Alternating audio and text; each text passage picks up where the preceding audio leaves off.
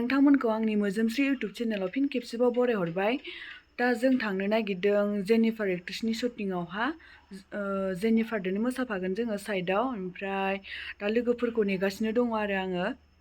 ओमफ्राय नोंथांमोना आंनि भिडिअखौ मोजां मोनोब्ला जोबजासिम नायलांबाय थादो। आरो आंनि चेनेला गोदानसो, दा बावैसो खुलिनाय। नोंथांमोना साबस्क्राइब खालामाखैबा साबस्क्राइब खालामना लादो।